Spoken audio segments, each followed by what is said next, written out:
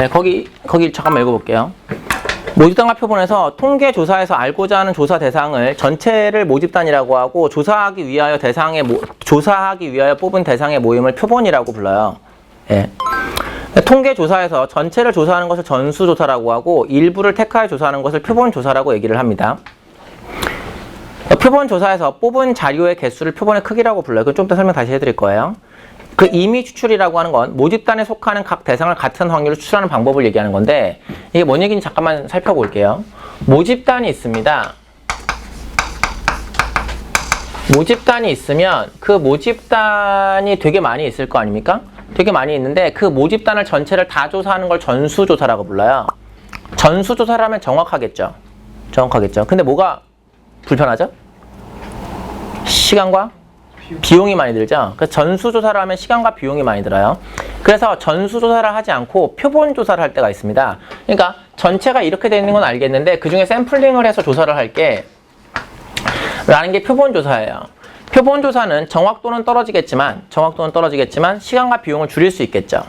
이해되십니까? 근데 표본조사를 할 때 임의 추출을 해야 합니다. 그러니까 임의 추출이라는 게 뭐냐면 같은 확률을 추출하는 방법 이렇게 얘기하는 건데 그런 거야. 내가 만약에 고등학교 2학년 남학생 키의 평균이 궁금해. 그래서 고등학교 2학년을 임의 추출을 하기로 해. 근데 임의 추출을 어디서 하냐면 농구부에서 해. 그럼 엉망진창으로 나올 거 아니야. 무슨 말인지 돼? 그러니까 임의 추출이라는 것은 진짜 완전 랜덤하게 뽑아야 된다는 얘기야. 근데 모집단 전체를 조사하는 전수조사가 시간과 비용이 많이 들지만 꼭 해야 되는 조사가 있고 표본조사는 정확도가 떨어지지만 표본조사를 해야 되는 일이 있어. 이게 무슨 얘기냐면 전수조사를 꼭 해야 되는 일이 예를 들어 생각하면 인구주택총조사야. 인구주택총조사 5년마다 한 번씩 하고요. 2020년이니까 아마 올해 할 거거든요. 올해 하면 너네 집집마다 요즘 인터넷으로 하나? 그런 것 같은데 집집마다 몇 명 사나요? 뭐 태어날 아이가 있나요? 뭐 직업이 뭔가요? 뭐 이런 걸 물어봐.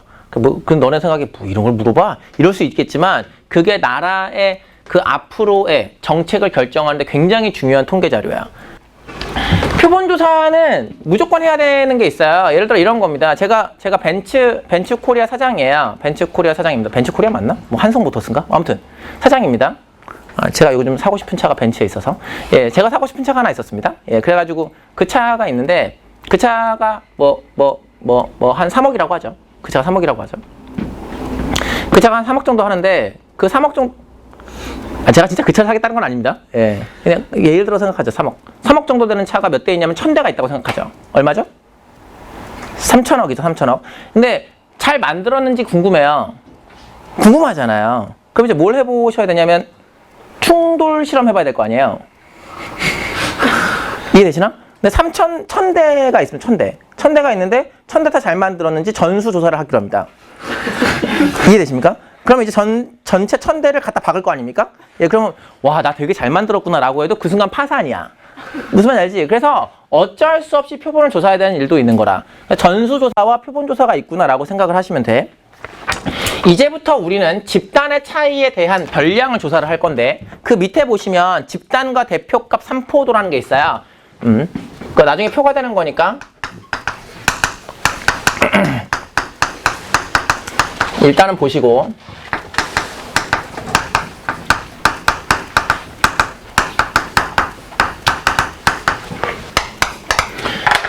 자, 생각해보자 우리. 그냥 모집단 막 생각하기에 뭐 전체 인구수를 생각하거나 뭐 그러면 너무 복잡하잖아요. 그래서 제가 좀 제안 드릴게요. 50명의 점수라고 생각하세요. 그냥 점수, 50명의 점수라고 생각하세요. 50명의 점수. 그러면 첫 번째 받은 애가 뭐 X1이라는 점수를 받을 수도, X2라는 점수를 받을 수도, 또로 해서 X 라지 N이라는 점수를 받을 수 있지요. 그게 이제 모집단 안에 둥둥둥둥 떠다니는 겁니다. 괜찮으십니까? 평균 구하실 수 있어요? 왜 이렇게 당황해? 50명 있으면 50명 점수 다 더해서 50을 나누면 되잖아. 평균 구할 수 있지. 지금 그걸 언제 구해요? 계산기 있으면 금방 할 거 아니야. 그래서 그래서 그게 평균이구나 라고 하는 게 EX라고 하는 거고요. 이걸 M이라고 쓸 거고요. 이걸 모평균이라고 부를 거예요. 모집단의 평균이니까 모평균이겠죠. 50개짜리 별량의 분산 구할 수 있어요? 네, 뭐 하면 되죠. VX라고 할 거고요. 그것을 시그마의 제곱이라고 할 거고요. 여기 나와 있는 걸 모 분산이라고 불러요. 어렵지 않잖아요. 여기 나와 있는 걸 시그마 X라고 부르고요. 이것을 시그마라고 부르고요. 이걸 모 표준 편차라고 불러요. 별량이 50개 정도면 조금 귀찮긴 하겠습니다만 할 수는 있죠. 괜찮으세요? 표본 집단이라고 하는 것은 이렇게 생각했으면 좋겠습니다. 3명의 점수라고 생각하시면 돼요. 그러니까 제가 표본 집단을 잡아요. 표본 집단을 잡는데 3개만 잡는 거예요. 괜찮아? 3개만 잡는 거야. 근데 여기에 뭐가 있냐면 별량이라는 게 있지. 니네 거에. 됐어? 별량을 내가 여기 나와 있는 요 별량은 XI라고 할게. 그러니까 X1, X2, X3, 또로또로 X50까지 있다고 생각하면 돼. 멍 때리면 안 돼. 이거 나중에 헷갈리니까. 50개. 그리고 여기에서의 별량을 뭐라고 할 거냐면 XKI라고 할게. 그러니까 3개짜리면 XK1, XK2, 인덱스가 2개여야 돼. XK3, 그 이유는 좀 더 알려줄게. XK3라고 해서 그렇게 3개를 뽑아볼게. 3개를 뽑아볼게. 그러면 평균을 구하려면 3개짜리의 점수를 더한 다음에 평균 내면 되지. 이거 뭐 계산기도 필요 없겠지. 진짜 금방 구하겠지. 그래서 그걸 X바 K라고 부를 거고 뭐라고 부를 거냐면 표본의 평균이라고 부를 거야. 표본의 평균이라고 부를 거야. 표본의 평균이라고 부를 거야. 몇 개짜리 평균 구하는 거라고? 3개짜리 평균 구하는 거야. 금방 구하는 거야. 그 다음 S의 제곱이라고 할 건데 이걸 표본, 그 표본 한 개의 분산이라고 생각할 거야. 표본의 분산.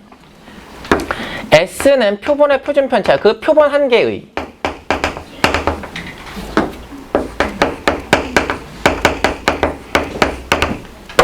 그러니까 3명짜리의 표본의 표준 편차인 거지.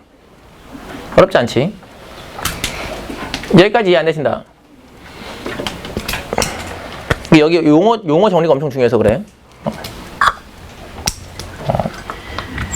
그리고 여기 나와 있는 표본 집단에서 스몰 m개를 뽑았습니다 라고 하는 이 스몰 n을 뭐라고 하냐면 표본의 크기라고 불러. 그냥 쉽게 생각하면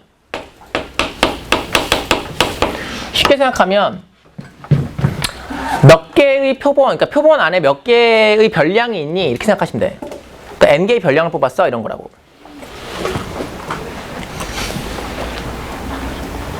이게 표본 집단이야. 근데 이제 무슨 집단을 해볼 거냐면 표본 평균 집단이라는 걸 할 건데 이거 자리해야 돼. 표본 평균의 집단이라는 걸 할 건데 표본 평균 집단의 별량이 누구냐면 얘가 표본 평균 집단의 별량이야. 이게 뭔 얘기냐면 50명이 있어. 근데 50명이 있을 때 3명의 표본을 잡고 싶어.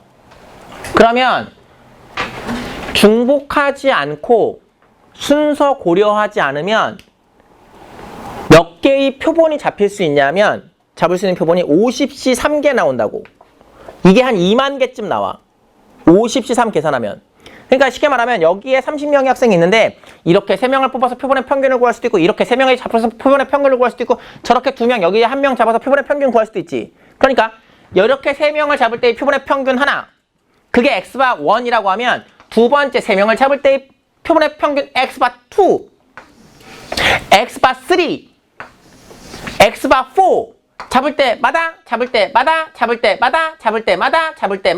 전부 다 표본의 평균들이 생기겠지. 근데 내가 이건 50개 중에서 3개를 잡는다고 하면 50시 3이라고 할 거냐? 그럼 나오는 표본의 평균이 몇 개쯤 나오겠니? 50씩 3개 나올 거 아니야? 근데 거기에다가 순서를 고려할게. 그럼 50p3이라고 중복도 할 수 있어. 50, 50, 50 곱해야 돼. 이게 12만 5천 개란 말이야. 무슨 말인지 알아? 그러니까 잡을 수 있는 표본이 몇 가지가 있느냐라고 생각하면 많다고 생각하시면 돼. 아, 되게 많다. 이렇게 생각해야 돼. 무슨 말 알겠지? 이게 뭐 50개, 100개 이런 게 아니야. 이거 엄청 많은 거야. 아, 졸 많구나. 이렇게 생각을 하면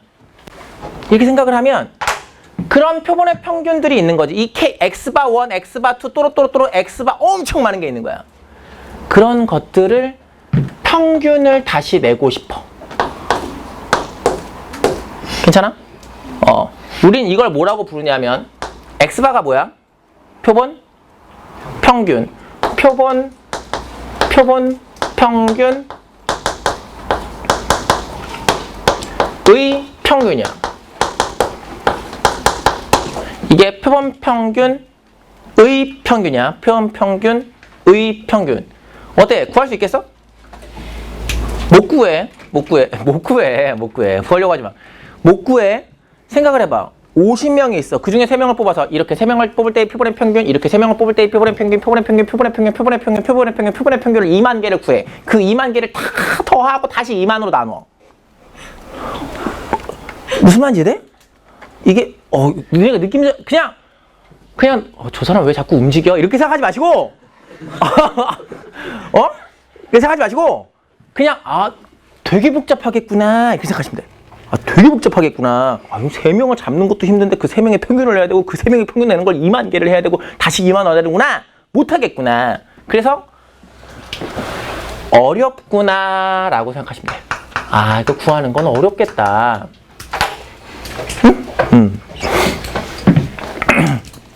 직접 구하는 게 어렵다는 얘기야. Vx바라고 하는 것도 있겠지. Vx바의 이름은 뭘 것 같아? 표본 평균, 이게 표본 평균이야. 표본 평균 의 분산이라고 해.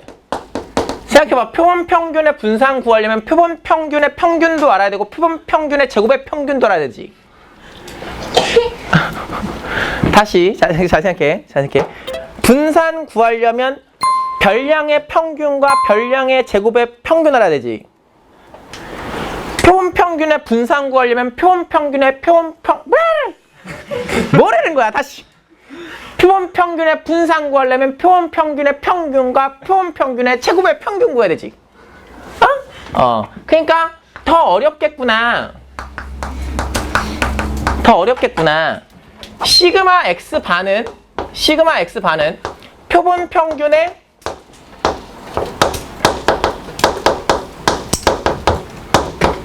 의 표준 편차야. 이 용어에 대한 해석부터 잘 하셔야 돼.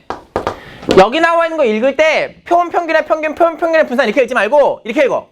표본 평균, 의 평균, 표본 평균, 의 분산. 무슨 말이겠지? 표본 평균이라는 별량, 표본 평균이 새로운 별량, 그 표본 평균이라고 하는 것의 표준 편차. 이렇게 보셔야 돼. 됐어? 그런 표본 평균들이 몇 개 있는데? 많이 있는데. 알겠지? 근데 그걸 다이렉트로 구하는 건 할 수 있다고 없다고? 없다고. 그래서 무슨 정리가 있냐면 정리라기보단 그냥 여러분들이 교과서는 뭐라고 되냐면 이렇게 알려져 있다라고 소개가 되어 있어요. 알려져 있다. 그래서 뭐라고 되어 있냐면 EX바가 표본의 평균이잖아요. 표본의 평균.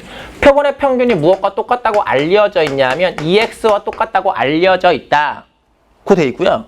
VX바라고 하는 것은 n분의 1 VX와 똑같다고 알려져 있다. 이렇게 되어 있어요. 이 얘기는 무슨 얘기냐면 이건 방법이 없어요. 외우시란 얘기예요. 너네 하나 물어볼게. 표본 평균의 평균이 구하기 쉬운 거야? 모평균이 구하기 쉬운 거야? 모평균이 구하기 쉬운 거야? 표본 평균의 평균은 못 구해 그냥. 표본 평균의 분산이 구하기 쉬운 거야? 모분산이 구하기 쉬운 거야? 모분산이 구하기 쉬운 거야. 대신 표본 평균의 평균과 모평균이 같다고 표본 평균의 분산과 모분산은 n분의 1배를 하면 똑같습니다. 이 관계야. 근데 이걸 아무 생각 없이 표본 평균의 평균은 모평균과 같다. 표본 평균의 평균은 평균이다. 표본 평균의 평균은 평균이다. 표본 평균은 평균이다. 표본 평균은 평균이다.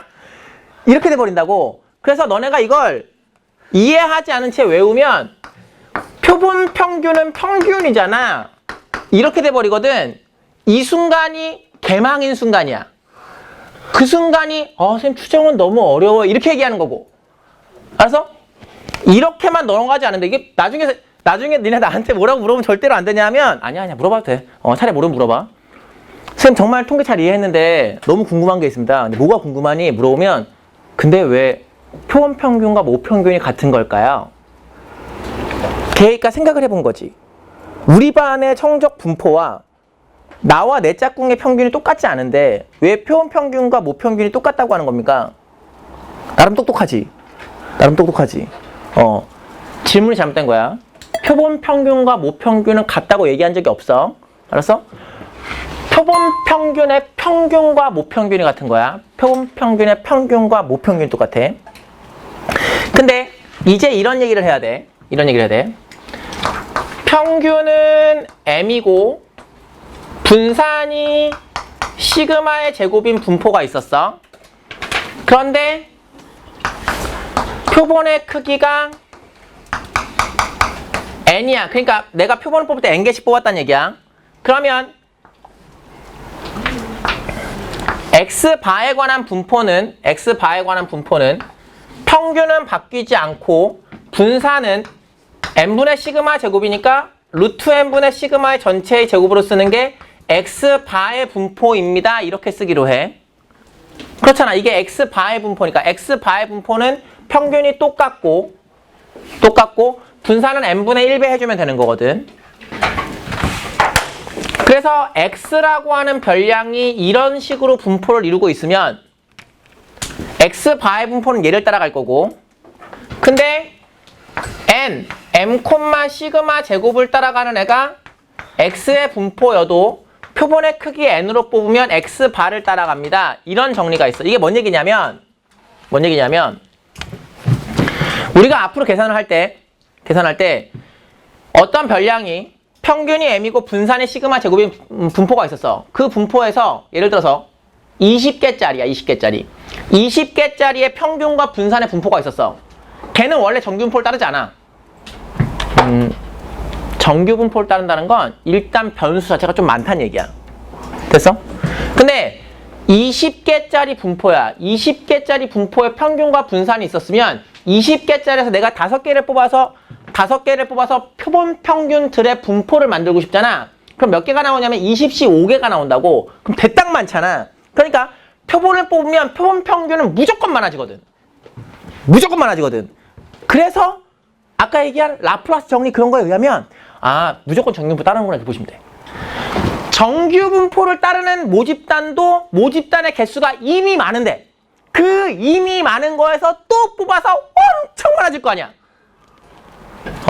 그래서 이 집단은 X가 정규분포를 따르는 집단이건 따르지 않는 집단이건 상관없이 X바의 분포는 정규분포를 따릅니다 라고 할 건데 교과서엔 그렇게 안 돼 있어요. 근데 저는 어떻게 푸냐면 이거 매번 n하고 쓰면 헷갈리시거든요. 그래서 저는 n바라고 붙여드릴게요.